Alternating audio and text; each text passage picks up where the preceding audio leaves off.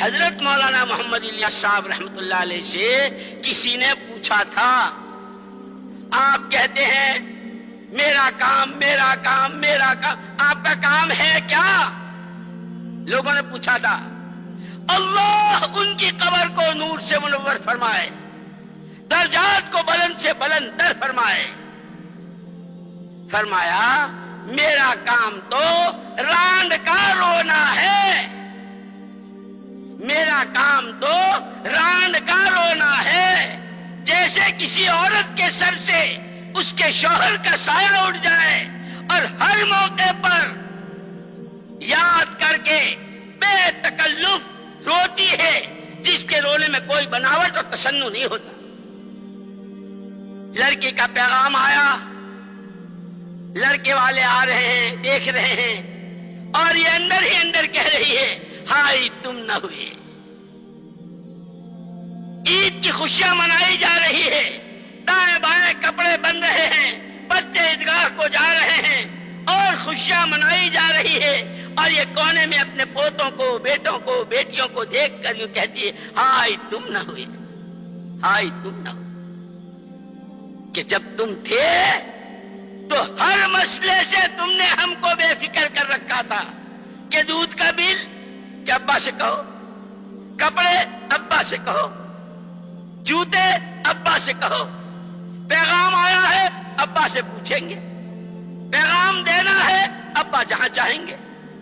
کہ آپ نے تو گھر کے رنگ روغن سے لے کر، گھر کی جھاڑو سے لے کر، اور کیا پوتے اور نواسے اور بیٹیاں اور یہ اور وہ سب کی طرف سے بے فکر کر رکھا تھا، ہائے تم نہ ہوئی۔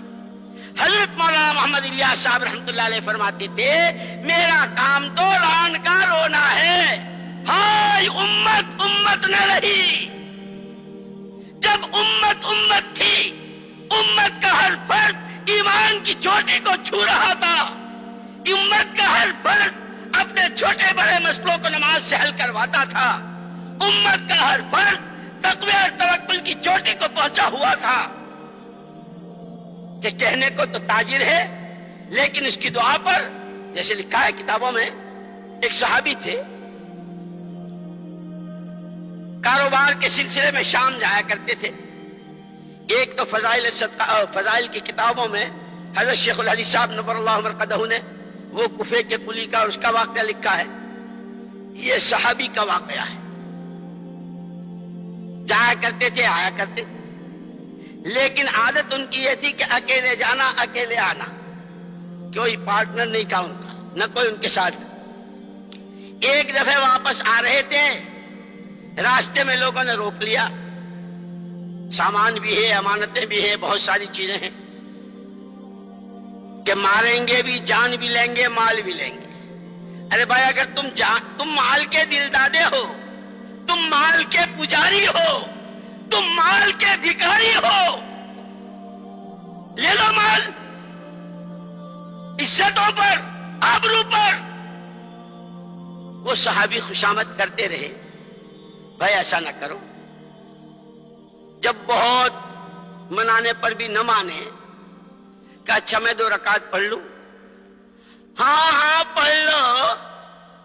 ارے بتیروں نے پڑھی، جیسے ہوتا ہے نا، لوگ کہتے ہیں اللہ ہدایت نصیب فرمائے، نماز کا مذاق، روزے کا مذاق، کیوں؟ کہ مسلمان ہو تو، کہ تمہارا نام تو مسلمان تھا، تم تو روزے پر، نماز پہ، زکات پر، حج پر، ایمان پر، ایمان کی محنت پر تمہاری جانیں لگا کرتی تھی، تمہاری صلاحیتیں کام آیا کرتی تھی۔ تم نے یہ کیا کیا ہے؟ صلاحیتوں کو برباد کیا۔ مذاق کے لہجے میں ہاں پڑھ لو، بتیروں نے پڑھی۔ قرآن کیا ہے؟ وَمَنْ أَصْدَقُ مِنَ اللَّهِ حَدِيثًا، اللہ سے بڑھ کر سچی بات ہو کس کی سکتی ہے؟ اس نے یہ کہا ہے اَمَّن يُجِيبُ الْمُضْطَرَّ إِذَا دَعَاهُ، جب کسی بندے بندی کو اپنے پر 6 دروازے بند نظر آئے، سوائے اللہ کے کوئی نظر نہ آتا ہو، ایک بے چینی، ایک بے قراری، ایک بے کلی کے ساتھ جب اللہ کو پکارتا ہے خدا اس کی پکار سنتے ہیں۔ ہم دعا مانگنا ہی نہیں جانتے، ہمیں اللہ سے کہنا ہی نہیں آتا۔ نماز پڑھی، نماز کے بعد دعا کے لیے ہاتھ اٹھائے، وہ پیچھے تقاضا۔ ان کی زبان پر چند کلمات جاری ہوئے، ان کلمات پر آسمانوں میں کھلبلی مچ گئی۔ بیچ میں ایک بات کہہ دوں، خدا کرے خدا کرے خدا کرے میرے بھی دل بھیتر اترے اور آپ کے بھی دل بھیتر اترے۔ نبی جی تو ہمیں دعا والا بنا کے گئے تھے، ہمیں وہ دعا کرے کے گئے تھے، آسمان جھوم اٹھتے تھے، آسمانی نظاموں میں حرکت آیا جاتی، ہم نے راستہ ہی چھوڑ دیا۔ جب ان کی زبان پر وہ کلمات جاری ہوئے ہیں، آسمانوں میں کھلبلی مچ گئی، زمین پر کوئی بڑا حادثہ، زمین پر کوئی بڑا واقعہ پیش آنے والا ہے۔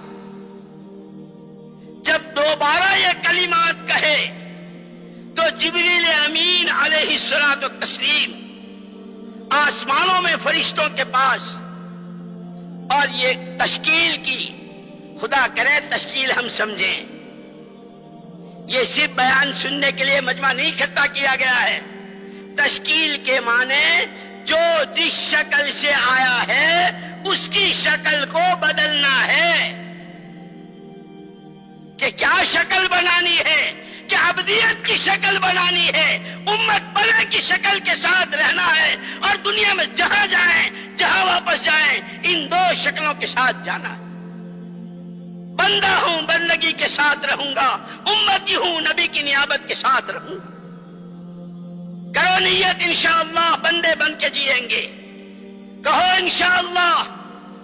بہت ہی مزہ ہمارا مجمع میں ہاتھ لگا ہے، ارے کہو بندے بن کر جیئیں گے، کہو امتی بن کے جیئیں گے، کمائیں گے امتی بن کر، مریں گے امت کی محنت میں، نبی کی کام میں۔ یہ آواز یوں بیکار گئی؟ ارے یہ پردے چیر کے آسمانوں میں گئی ہے۔ اگر اللہ تو کسی ایک کی پسند آ گئی، اس کے بدلے خدا مجھے تمہیں سب کو قبول کر لے گا۔ جبریل امین تشکیل کر رہے ہیں اور یوں فرما رہے ہیں، من لہذا المکروب، اس بیچارے، اس بے قرار، اس پریشان حال، اس دل دکھے کی مدد کے لیے تم میں سے کون تیار ہے؟